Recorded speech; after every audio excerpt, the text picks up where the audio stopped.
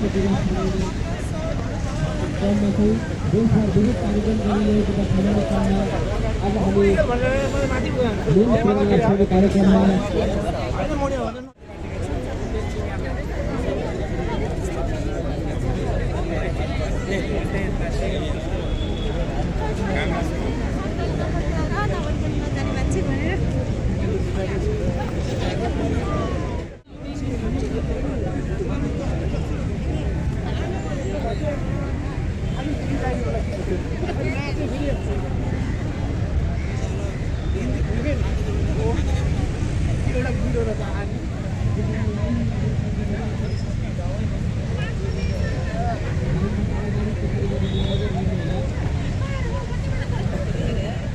lihat ke bianan.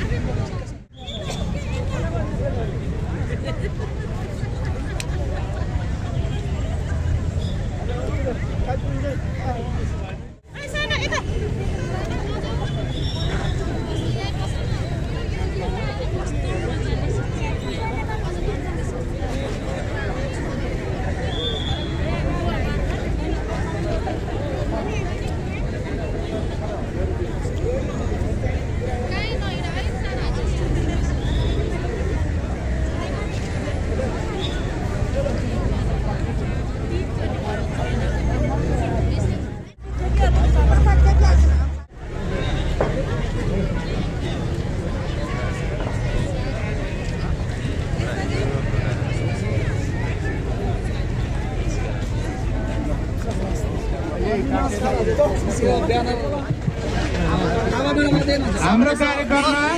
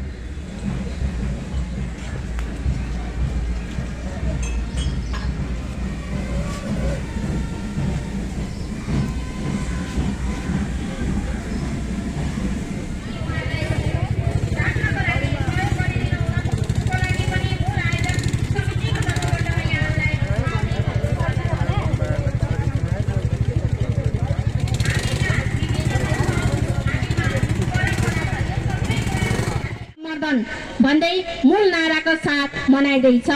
यो औपचारिक कार्यक्रमको अध्यक्षता गरिदिनु भन्नुभएको भएर अतिथिको आसन गर्नको लागि माननीय मन्त्रीज्यूलाई म विनम्र अनुरोध गर्न चाहन्छु।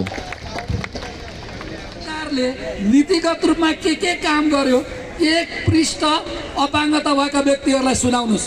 कार्यक्रमको रूपमा यो वर्ष के काम गर्यो एक पृष्ठ यहाँ सुनाउनुहोस्। सुन्यौँ हामीले प्रधानमन्त्री ध्यानमा राखेर राष्ट्रिय अपाङ्ग महासङ्घको र अरू अपाङ्गता भएका व्यक्तिहरूको सरसल्लाहमा प्राविधिक सहयोगमा अनुरोधमा अब आउने दिनमा यो सरकारले अपाङ्गता भएका व्यक्तिहरूको हक हित र पुनर्स्थापनको लागि सिक्नेछ भन्ने आशा र अभिलाषाका साथ यो कार्यक्रममा उपस्थित हुनुहुने सम्पूर्णलाई हार्दिक शुभकामना धन्यवाद अभिनन्दन गर्दै मेरो भनाइहरू शेष गर्ने अनुमति चाहन्छु।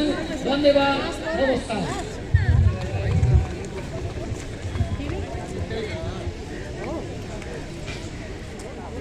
प्रमुख तथा प्रतिनिधिज्यूलाई पनि म अतिथि आसन ग्रहणको लागि अनुरोध गर्दछु।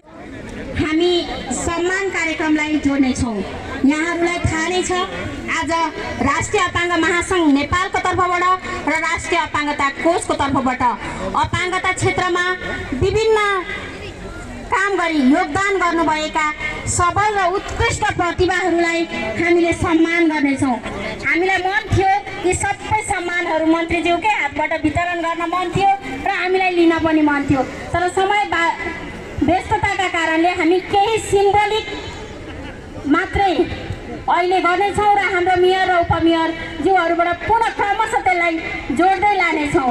त्यसैले अब हामी सम्मान कार्यक्रमलाई अगाडि जोड्न चाहन्छु र यसमा हामीले सिम्बोलिक रूपमा राष्ट्रिय अपाङ्ग महासङ्घ नेपाल र राष्ट्रिय अपाङ्ग कोष दुवैतर्फका केही व्यक्तिहरूलाई सम्मानका लागि म निमन्त्रणा गर्न चाहन्छु। सर्वप्रथम म सम्मान पत्र वाचन गर्ने अनुमति चाहन्छु। कदर पत्र अपाङ्गता समावेशी समाजको प्रवर्धन, सामाजिक उन्नतिको सम्वर्धन, राष्ट्रिय अपाङ्ग महासङ्घ नेपाल कदर पत्र। अपाङ्गता भएका व्यक्तिको 34औं अन्तर्राष्ट्रिय दिवस यस कदर पत्रद्वारा डाक्टर वीरेन्द्र पोखरेल प्रति उहाँको अपाङ्गता अधिकार प्रवर्धन, समावेशी शिक्षा विकास तथा अन्तर्राष्ट्रिय नेतृत्वमा पुर्याउनु भएको असाधारण योगदानको उच्च सम्मान प्रकट गर्दछौँ। विश्वव्यापी समावेशी शिक्षाको प्रवर्धनमा उहाँले international council for the education of person with visual impairment ICEVI West Asia रिजनका अध्यक्ष र ICEVI वर्ल्ड काउन्सिलका सम्मानित सदस्यको रूपमा प्रदान गर्नु समावेशी नेतृत्वले नेपाललाई अन्तर्राष्ट्रिय क्षेत्रमा गौरवान्वित बनाएको छ। नेपाल सरकार अन्तर्गतको विशेष शिक्षा परिषद विशेषज्ञ सदस्यका रूपमा समावेशी शिक्षा तथा universal design for learning UDL सम्बन्धी नीतिगत विकासमा उहाँले पुर्याउनु भएको प्राविधिक मार्गदर्शन अत्यन्तै प्रशंसनीय र प्रेरणादायी छ। अपाङ्गता अधिकार समावेशी नीति निर्माण सामाजिक न्याय र पहुँचयुक्त समाज निर्माणतर्फ उहाँले गरेको अग्रणी योगदानले नेपालको अपाङ्गता आन्दोलनलाई सबल र प्रभावकारी बनाइरहेको छ। यस अवसरमा हामी उहाँप्रति गहिरो कृतज्ञता र सम्मान अर्पण गर्दछौँ। मूल आयोजक समिति अपाङ्गता भएका व्यक्तिहरूको 34औं अन्तर्राष्ट्रिय दिवस समारोह देवीदत्त आचार्य अध्यक्ष राष्ट्रिय अपाङ्ग महासङ्घ नेपाल, देवराज भट्टराई सभापति समाज कल्याण परिषद राष्ट्रिय अपाङ्गको, जगदीश खरेल माननीय मन्त्री सञ्चार तथा सूचना प्रविधि मन्त्रालय, किस्ती सम्वाद 2082 मङ्सिर 17 गते रोज 4 शुभम भनेर यो सम्मान पत्र हामी डाक्टर वीरेन्द्रराज पोखरेललाई ग्रहण गरिदिनको लागि अनुरोध गर्दैछौँ र मन्त्रीजीलाई यो सम्मान पत्र हस्तान्तरण गरिदिनु।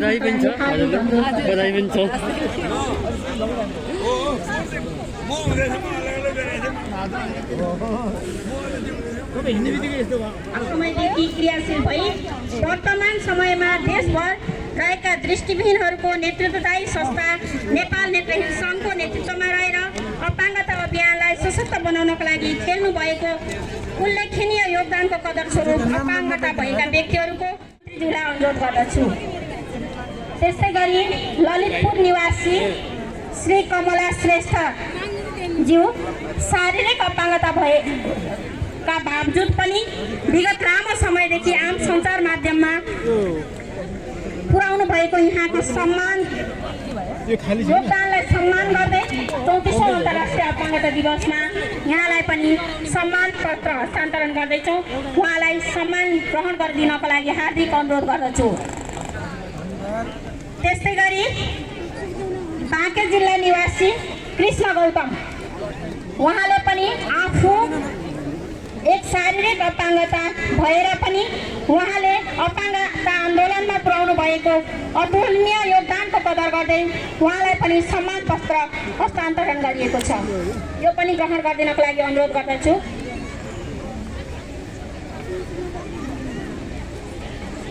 अहिलेसम्म हामी राष्ट्रिय अपाङ्ग महासङ्घ नेपालको तर्फबाट गर्दैथ्यौँ भने अब 3वटा राष्ट्रिय अपाङ्ग कोषका तर्फबाट गएका सम्मान पत्रहरू हामी हस्तान्तरण गर्दैछौँ।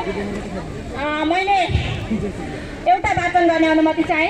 अपाङ्गता भएका व्यक्तिहरूको 34औं अन्तर्राष्ट्रिय दिवस 2082 को अवसरमा नेपाली समाजको सामाजिक सांस्कृतिक तथा शैक्षिक उन्नति एवं रूपान्तरणका लागि तपाईँको क्रियाशीलता र भूमिकाले आगामी दिनमा अझ प्रभावकारी उपलब्धि हासिल गर्ने अपेक्षा गर्दै राष्ट्रिय अपाङ्ग कोष यहाँलाई हार्दिक सम्मान गर्दछ। यसलाई एकदम सकारात्मक रूपमा ग्रहण गर्नुभएको थियो र अब म माननीय मन्त्रीज्यूलाई स्वागत मन्तव्यको लागि अनुरोध गर्न चाहन्छु। Committed to serving the deaf worldwide. Desiring to learn all sign languages, cultures, lifestyles, foods and cuisines, job-oriented motivation, etc. Like, dislike, comment, and share. Thank you.